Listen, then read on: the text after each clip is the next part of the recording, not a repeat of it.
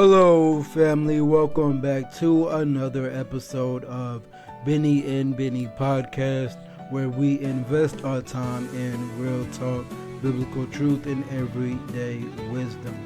The topic of this particular episode is the silent lessons we learn. As always, I am your host, Bennie Williams Jr. This here is my father, my co-host, Bennie Williams Sr. And just to kind of break the ice to start off the topic for the day, we often have heard of this phrase or this saying that says, actions speak louder than words. And to kind of break that down a little further, or to kind of help understand this topic a little better, another way that I like to think about that particular saying is experience itself is the real teacher. So with the topic at hand being the silent lessons we learn, we're really kind of breaking down the fact that of different things that we learned as children, our childhood, and in our adulthood that we didn't learn on purpose, that we weren't going out to seek, we weren't sitting in classes, sitting in seminars or anything like that. These are things that we learned through experience, so to speak. So a lot of times, especially as children, we pick up on things just simply by observing, by listening, by observing, and furthermore by putting action into play and being experienced or experiencing with whatever field or whatever is kind of in front of us to learn from, if that makes sense. Yeah, so for me, so we're talking about experience versus advice. For me, when I think about that, from childhood and even to adulthood now, to separate those two, to me, advice comes without evidence. Mm-hmm. Experience comes with evidence. Okay. Experience can be tough because it's a tough road to go sometimes to gather that experience, because you make a lot of mistakes along the way, depending on whatever you're trying to conquer or face at this particular time. But what I've learned as a kid and as an adult is that I've received a lot of advice from people along the way, as a kid and as an adult. But what I've learned is that even as a kid, when I think about it, I had adults giving me advice on something. But even as a kid, I always looked for the evidence. Okay, you can tell me I shouldn't do this or I shouldn't do that. Well, for me, especially now, what I want to see is, if you give me that advice, then I'm looking at your life, because I need to see the evidence that the advice that you're giving me or have given me shows up in your life. Yeah. And oftentimes it doesn't. Yeah. So you're just talking, mm-hmm. but your life doesn't give me the evidence. It doesn't reflect that, yeah. And so the experience does something totally different. When I experience something through life, just by observation, no one is telling me anything, I'm just observing, but I see evidence now. And so I learn as I go that, okay, this is evidence that this actually worked, or that I should actually be doing this. No one had told me I should, but I see it and I practice it. And so that becomes the evidence that this actually works for me. Yeah, that's definitely a great point. The fact that experience and advice is a very big difference there between the two, because like you said, people can talk all day and they can give you different pointers and different reasoning as to why you should do this or why you shouldn't do that. But when you look for that key word there again is evidence. When you look for the evidence in that particular person's life, or evidence that supports their point of view, whether you're able to see that clearly or not really makes the big difference as far as how valid the advice is, and then you stepping out on faith or stepping out on your own 2 feet and experiencing it your own self. Because it's just like raising you and your sisters. Yeah. So for your mom and I, we told you a lot of things. We gave you a lot of advice on different things about life. But our key focus was not necessarily the advice that we were giving you. The key focus for us is to make sure that we lived what we were telling you to do. Yeah. And so when we said don't do this or don't do that, you could look back at our life and say, okay, they're not just saying this. This is how they live. So we gave you advice based on examples. And so, you went out and tried things that we told you not to do.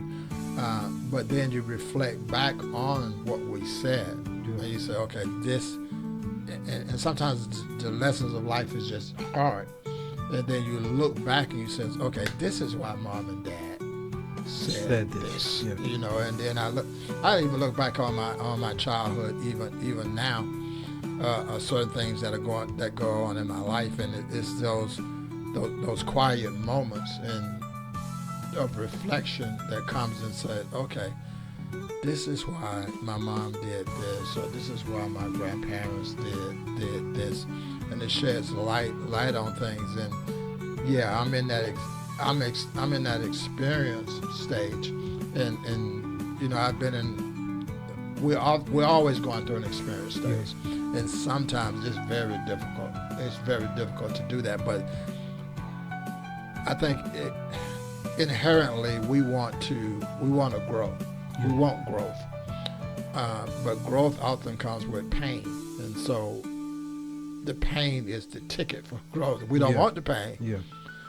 But if you want to grow, you have to endure the pain, and then the way you get through that is from advice and from experience. But I think the greatest of the two is the experience that you gather along the journey, because advice you often forget advice. Experience you don't forget, because it penetrates you. It penetrates your soul, and you don't forget the hardships that you went through to get to this next level in your life. So for me, experience is the greatest of the two.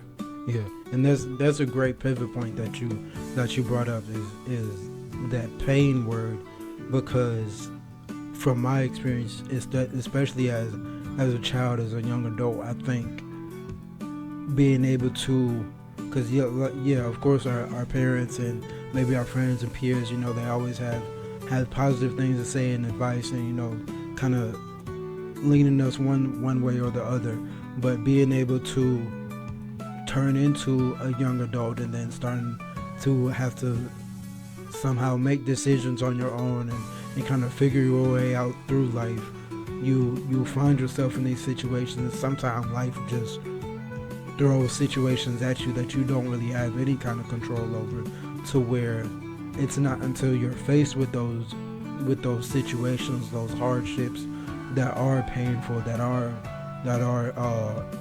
maybe traumatic, even, to where you have to be faced with those situations and find a way to make it through them.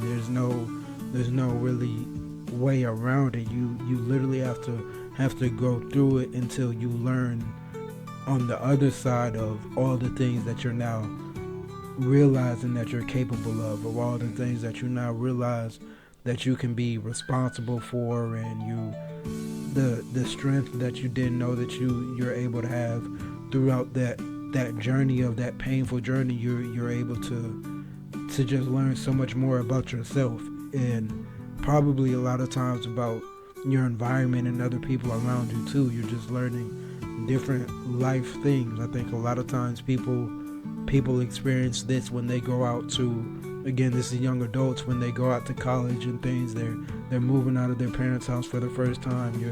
You're just now getting that experience of, okay, this is how it is to live on my own. Okay, this is what it is to have responsibilities, of keeping gas in the car, keeping lights on, or bills paid, whatever it might be. I'm solely responsible for going to class every day. I'm not forced to get up and go to class. It's more so on you now, and it's not until you're put in those positions where it's literally all on your shoulders to either make it or don't, kind of, so to speak, with whether that be school, whether that be something detrimental, regardless of whatever the situation may be. It's not until you get that hands-on experience that you, I think, learn the most from, when it comes to observing and just listening. When you start to get that hands-on experience, I think that's when it's the most impactful for all the different things that you figure out, you learn from observing and experiencing. Yeah, because we're talking about the silent lessons we learn, and I think that for me, what my greatest moments in life where I learned something was when I'm by myself. Yeah. I'm not talking to anyone.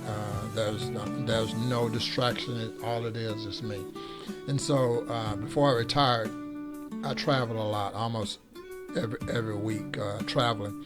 And so I spent a lot of time doing that travel. It's just me. Mm-hmm. And so I have an opportunity to think about things. And what it is that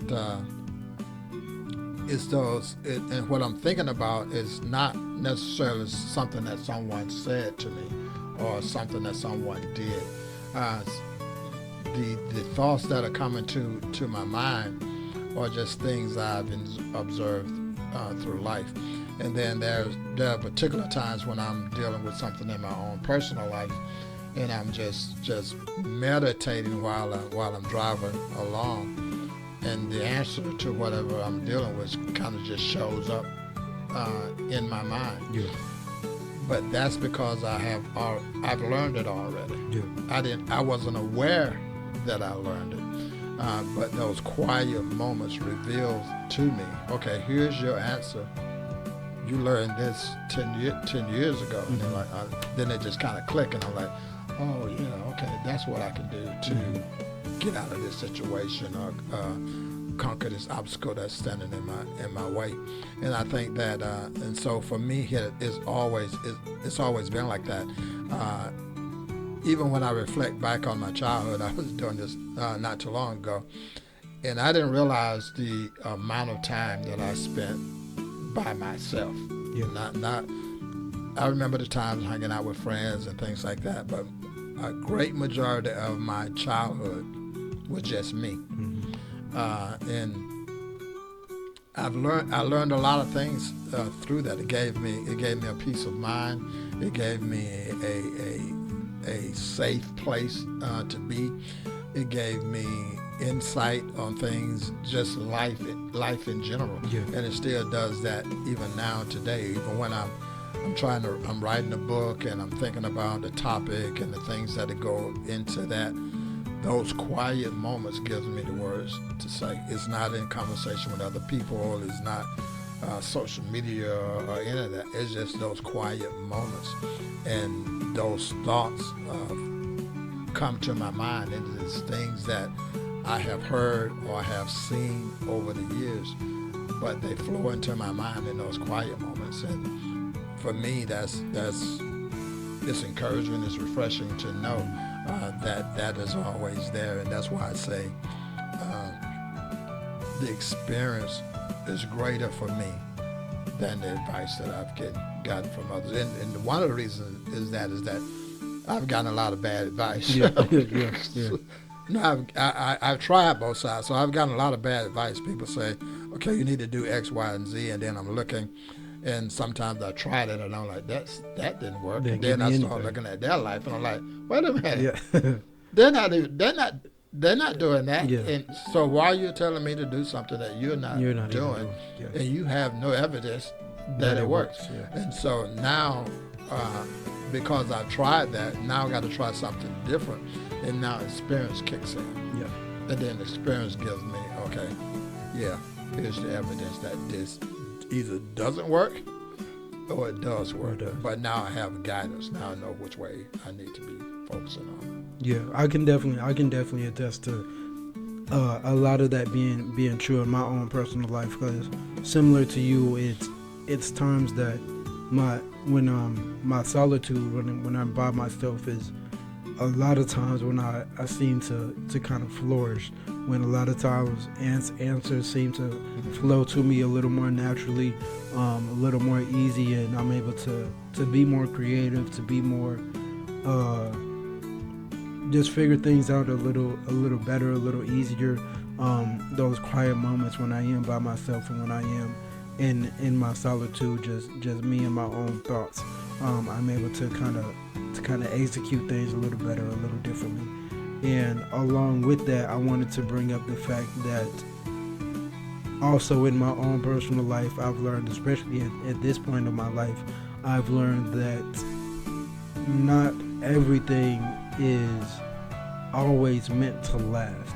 I think a lot of times we are going through life, and for whatever reason we're trying to find permanent reasoning for everything. We're trying to find, or at least for me specifically, trying to find permanent reasoning for everything, or permanent experiences, so to speak, or permanent resolutions and things like that, and not necessarily everything that we are experiencing or want to experience is meant to last forever, to last for a lifetime. I think a lot of things I'm learning now, that I think a lot of things that we are to experience or have experienced or want to experience are there for the sole fact to be an experience. There's something that we're, for however the time frame is supposed to be, we're supposed to live in those moments, be there, be present,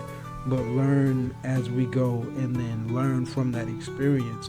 And sometimes that experience is meant to come to an end, whether that be a job or a hobby or an interest, or maybe sometimes it's relationships. I know a lot of times relationships and jobs and careers for sure are things that people always want to have like a permanent fix on, or a permanent forever sensation kind of mindset.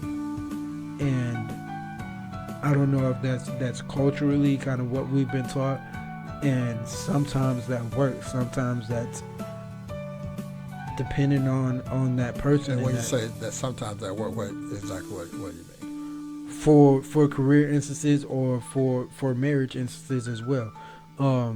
Sometimes people find themselves in a career where they are happy, they are thriving, they are successful, and that's working for them. Sometimes people are in careers or in jobs, and they find themselves kind of stuck in that cycle, and they're not happy, or they're not content with life or the way things are going, and they're stuck doing that every day or every week, thinking that, okay, well, this is just life, this is what I'm supposed to do, I've made this decision for this to be my career, and now this is it.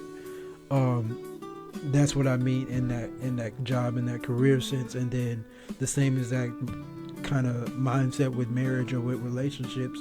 We kind of sign up for this relationship, for this covenant to be a forever thing, and that's definitely our mindset with it. That's kind of what we've been taught and what we've learned along the way, that this is what we want to be forever, and we want this relationship to be outlasting.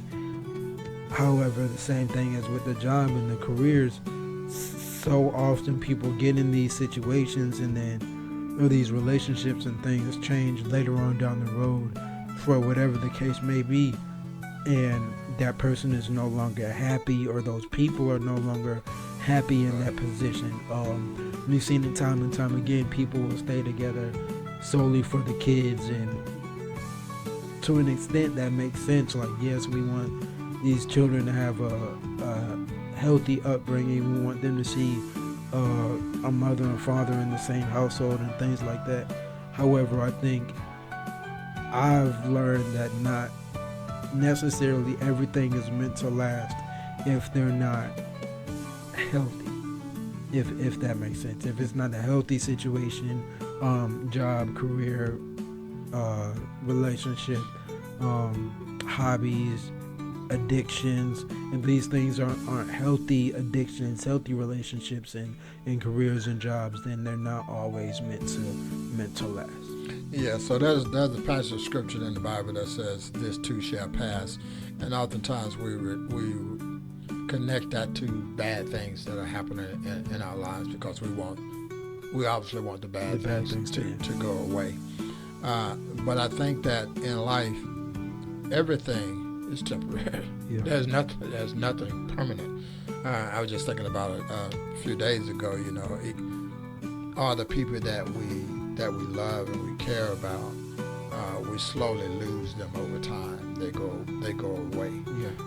And there's nothing we can do to stop that. That's just the cycle of life. Yeah. And so we have those times when good things are happening, and man, we want this to keep going. And then there's those troubling times that we have in our lives, and we just can't wait for that to go away. But the good times go away just like the bad times go away. It's all a cycle. And what you was talking about, you mentioned relationship where the husband and wife, they got kids, and the relationship isn't working anymore, but they want to stay together so the kids can kind of be in a stable environment. But then it goes back to silent lessons we learn, because the children, you staying in the same household, but the environment is not a loving environment. If you can't get along with the husband, can't get along with the wife, and vice versa, that's not a loving environment. And what the kids are going to pick up mostly is not the fact that the father and the mother are in the same household. What they're going to pick up is on something that you never say. They're going to pick up on the relationship, how you treat one another, how you react to one another. They'll see it. You don't have to tell them that it's wrong. They see it. Yeah. And so they know that, but you don't want to bring up anybody in a hostile environment like that. And then you mentioned about jobs, liking the job. It might, this is a career you want, but you no longer like the job. So, you got to leave that job to go to another job.